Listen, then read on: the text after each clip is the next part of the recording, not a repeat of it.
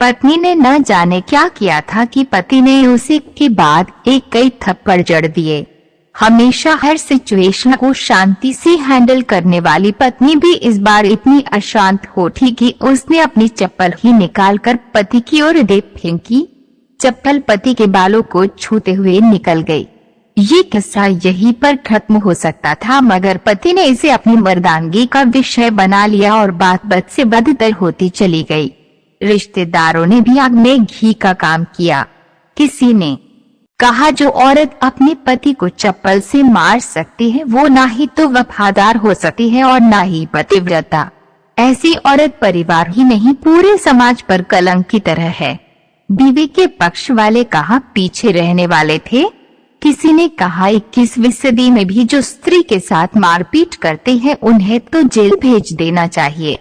तो कोई कहता जरूर उसको कोई और पसंद आ गई होगी, इसलिए अब पत्नी से मारपीट करने लगा है। बात कोर्ट तक पहुंच गई। दोनों पक्षों ने एक दूसरे के खिलाफ केस फाइल कर दिया। पति ने चरित्रहीन होने का तो पत्नी ने दहेज और शारीरिक उत्पीड़न का आरोप लगाया। 2 वर्षों से अधिक समय के लिए केस चला था। इन 2 वर्षों के दौरान दोनों पति पत्नी अलग अलग रहे थे। इन 2 वर्षों के दौरान दोनों पक्षों के समर्थकों की संख्या कम हो गई थी।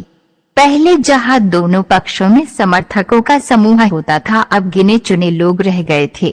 पति और पत्नी दोनों की आर्थिक स्थिति भी इस समय के दौरान नीचे गिर चुकी थी, जिन्हें वो अपना शुभ चिंतक समझ रहे थे। पैसों की बात आते ही उन्होंने भी अपना पलड़ा झाड़ लिया था। अगर कोई देने को राजी भी हुआ तो मोटे ब्याज की शर्त पर। आखिरकार वही हुआ जो सब चाहते थे, डाइवोर्स।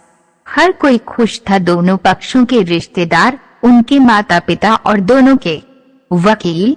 लेकिन 5 साल की सुखद शादी और एक सुंदर बेटी होने के बाद मिले इस डाइवोर्स से पत्नी मुक्त थी और पति शांत।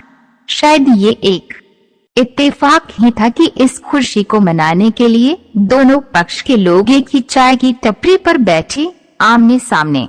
इत्तेफाक इसलिए क्योंकि ज्यादातर लोग जो एक दूसरे के विरोध पक्ष को सपोर्ट कर रहे थे वे एक दूसरे को अच्छे से जानते